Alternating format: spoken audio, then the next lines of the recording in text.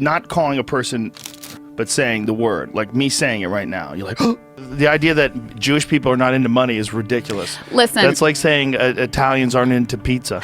There's also ignoring a very important factor in AIDS, which is party drugs. You can't even discuss the fact that certain races demonstrate low IQ, and then let's look at what could be the cause of those. Never one to hold back on his controversial opinions, Joe Rogan has risen over the last decade and a half to become one of the biggest podcast hosts in the world. Joe Rogan. Joe Rogan. Joe Rogan. Joe Rogan. Having firmly aligned himself with the right wing of politics, with an endorsement of Donald Trump in 2024. You are a fascinating guy, and you've done a great job. It is unsurprising that the left has tried wherever it can to expose Rogan and discredit him from public discourse. However, despite all of the attempts so far to cancel Joe, none have been successful. Today, we take a closer look at some of the most divisive moments on the Joe Rogan Experience and try to discover exactly what makes someone impervious to cancellation.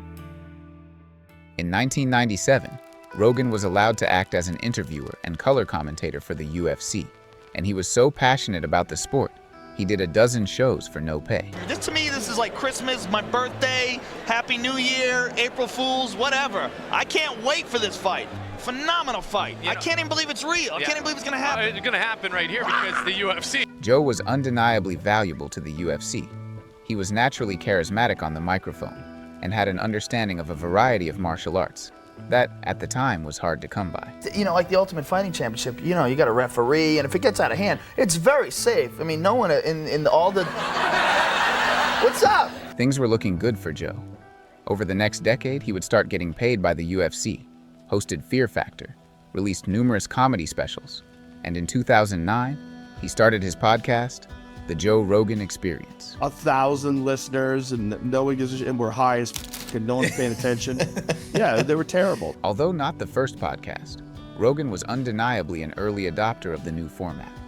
Taking inspiration from Anthony Cumia's live streams, Joe liked the unrestricted and uncensored nature of hosting one's own podcast. Real professional, like camera, broadcast quality cameras. I was like, we need to do something like that. These are not like planned statements. Let's be real clear. Yeah. When I say something stupid, I'm not thinking about what I'm going to say before I say it. I'm just saying it. It allowed for Rogan to mold the show into exactly what he wanted it to be. A place for him to talk about whatever he wanted with whoever he wanted. You know, that was our first sponsor. Jizz water. Flashlights? Yeah. You ever use one? That was our... Oh, yeah. That was our Too sponsor. powerful, dude. They're pretty good. Oh, man, I love doing your podcast show. He discussed everything from conspiracy theories to open drug use. And the Lee Harvey Oswald acted alone is one of the weirder ones. Yeah, sure. That is one of the weirdest arguments. And when I talked to them about the magic bullet... There's no video evidence of what hit the Pentagon. Well, there's a video of something. Right, but you're on the moon. Okay, so you realize you're in 1/6 Earth's gravity. But there was nothing to make him go like this. Exactly. Right? You can't get up without... Exactly. Now we go... So is that a joint? From street fights to aliens. Whole different guy. No. Yeah, but that's it right okay. there. Leg kick. Boom. Then he cracks him. Steven Spielberg, Close Encounters of the Third Kind alien. They seem like what we'd assume a human being would eventually become. Right. He also had a huge variety of guests on. Sure, some of them were less credible than others, but he also gave a platform to many genuinely interesting and intelligent people. Dr. Rhonda Patrick, hello. Hello. Welcome back. Hello, Bernie. How are you, Joe? Wonderful. Pleasure to meet you. Nice to meet you. Hello, Daryl. Hey, Joe, how are you doing? My pleasure. Thank you for being here. Pleasure's all really mine. Appreciate it. Thank you. In the early days of the podcast, Joe didn't need to think much about how things he or his guest said might be received. Although this freedom of expression attracted many people to the podcast initially, it would also be a treasure trove for those seeking to discredit Rogan in the future. During the time of the COVID-19 pandemic, Joe Rogan and his orbiters took a very relaxed approach to the whole situation and advocated that young, healthy people needed not to get vaccinated. I just said, I don't think that if you're a young, healthy person that you need it.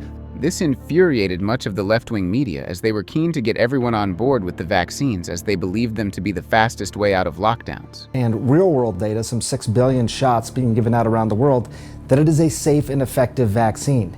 So infection over vaccination should never be the message. No. So when Joe eventually contracted COVID himself, people were anxious to see how he would handle it as someone who had been critical of the government's approach so far. Immediately threw the kitchen sink at it. All kinds of meds, monoclonal antibodies, ivermectin, Z-Pak, prednisone, everything. His methods included taking ivermectin, a deworming veterinary drug, if you believe in veterinary. Media outlets like CNN were quick to jump on Rogan and criticize him for taking ivermectin, claiming it was a horse dewormer and was not suitable for human consumption. The FDA has been crystal clear. A horse dewormer should never be used to treat or try to prevent COVID-19. But that's not stopping popular podcaster Joe Rogan from... Is when 270 doctors say that this is a real, that Joe Rogan is a menace. And we have 850,000 dead Americans. More Americans have died from COVID than all combat fatalities combined in all of our conflicts. But one thing that CNN failed to mention in their broadcast was, of course, other types of the drug which are in fact for humans. There's also human ivermectin, a product that has been transformative for parasitic conditions. Joe Rogan, of course, did not take the veterinary product. He took the human product. In response, Joe invited CNN health expert Sanjay Gupta to the podcast to discuss the pandemic. But Joe didn't forget to press Sanjay on exactly what he thought of the network he worked for. It's a lie. It's a lie on a news network, and it's a lie that's a willing. That's a lie that they're conscious of. This is not a mistake. Yeah. In the end, it was widely seen as a massive victory for Joe over the channels who had critiqued him. And much to their dismay, he recovered from the virus extremely quick. But what they didn't highlight is that I got better. Yeah, you got better quickly. They try to make it seem as if like I'm doing some wacky shit that's completely ineffective. Right. However, it must be said that just because Joe recovered from the virus so quickly, it doesn't mean that it was the ivermectin that cured him. Joe himself states that he used a plethora of drugs and antibiotics when he first tested positive. So to say it was without a doubt the ivermectin that remedied his symptoms is also slightly misleading. He's telling you about his anecdotal case, and he's telling you about the things he took. You can't come to any conclusions based on his experience. He could have taken 0 medications, and he could have had that same exact outcome. Plus, Rogan also did his own fair share of misrepresentation of facts during this time. How many people were promoters of the vaccine and then died suddenly? It's crazy how many young people just died in their sleep after they took it. We also have investigated some of the specific people that died suddenly. They weren't even vaccinated. So some of the people featured in the film were not actually vaccinated with the COVID vaccine. Despite this, Joe was currently up 1-0 against the media. But the next time Rogan's name hit the headlines, he would find himself with a lot more explaining to do. In early 2022, a video emerged of Joe Rogan saying the N-word not once, not twice, but loads of times. Saying the word you've already said he is just like saying she's calling you, and it's like this boy that he's a and starts calling them third. There should be a word like, especially the word that's he says guy and then starts saying to use the word out the word see word. This compilation of old podcast clips was met with a storm of backlash, and many people were disappointed to see just how fast and loose Joe had been with the word in the past. Especially if they are white, Caucasian, they feel like they are brave and strong and different because they will say it. And to me, that is not brave or strong. That is just lacking of empathy and rude to people and just being a shock jock for no reason. Joe quickly released his own video apologizing for his use of the word, and certainly recognized that even the context he thought he was using the word in was inappropriate. But it's not my word to use. I'm well aware of that now. And this other clip was going to be even harder to explain away. He takes us there. We get out and we're giggling. Oh, we're going to see Planet of the Apes. We walk into Planet of the Apes. We walked into Africa, dude. I did not, nor would I ever say that black people are apes, but it sure fucking sounded like that. And I certainly would never want to offend someone for entertainment with something as stupid as racism. Even though many in the MMA community came to defend him. The noise, man. You know what they're trying to do. You can't control the man, and he's got the biggest platform in the world right now. So that's my Joe Rogan. The noise. Members of the wider population began to see Joe in a different light, Yeah, they got like an 8-minute supercut of him saying, but he put me on the podcast, so black people. So that's pretty much what I hear when I see that type of shit. He's sorry that we are holding him accountable. He's sorry that the video has surfaced. And you were saying that purely to make the white people you were talking to laugh. If you had black people on your show in that moment, you would not have said that as a joke. Despite the backlash, you have to remember that a huge proportion of Rogan's fan base are MMA fans. Over the years, the UFC has homogenized its community, and so has Joe. And this shared group of fans cares very little about combating homophobia, racism, and general bigotry. So despite left-wing media's best efforts, is it ever really possible to cancel Joe Rogan? When we talk about someone getting canceled, what are we really talking about? Well, either a company fires them, they are thrown in jail, or their fan base abandons them. Joe owns his own podcast and has a close relationship with Dana White, who is never going to remove him as a commentator for saying things Dana probably agrees with anyway. It's not illegal to say vulgar words or promote ivermectin, so he's not going to jail anytime soon either. The idea of wrongfully canceling someone is mostly fictional, but in terms of Joe Rogan, it's practically an impossibility. That certainly hasn't stopped left-wing media from trying, though. It seems they have been shocked by just how much their critiques of Joe have zero impact on his followers. And this might be why CNN resorted to falsely reporting the ivermectin story. But is Joe above spreading misinformation to promote his own political agenda?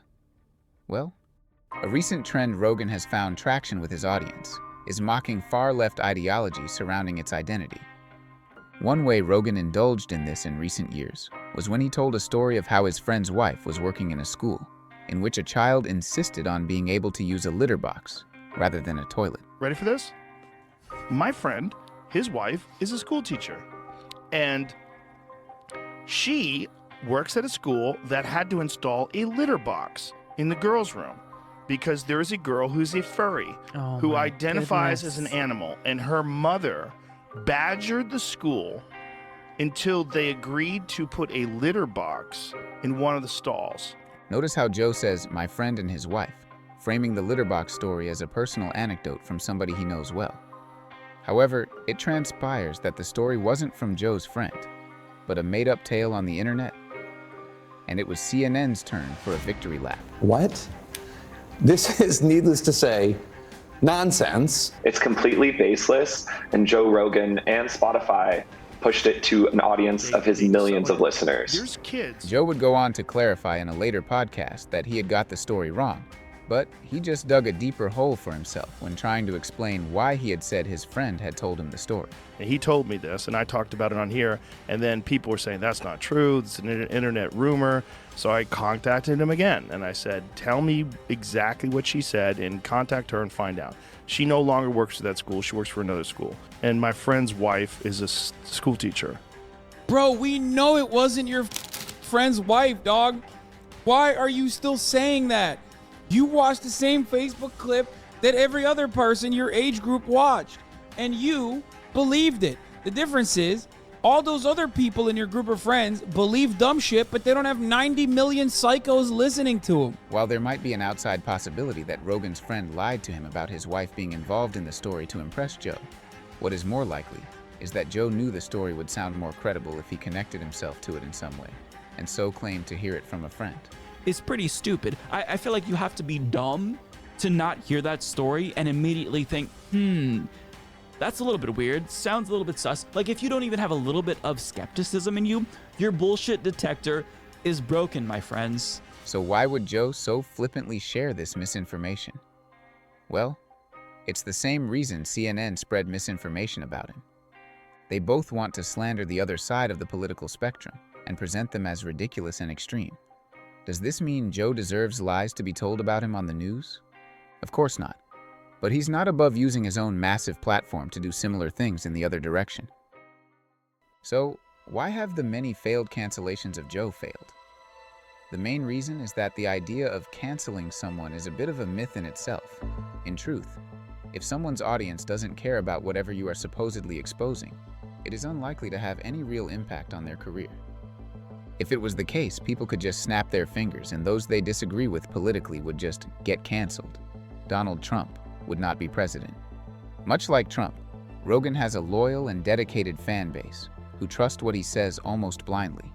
In recent years, Joe has become a news source for many young men, and the influence he holds over them is actually remarkable. Regardless of whether you would like to see Rogan maintain this level of impact in contemporary culture, this is one cult of personality that doesn't appear to be going away anytime soon.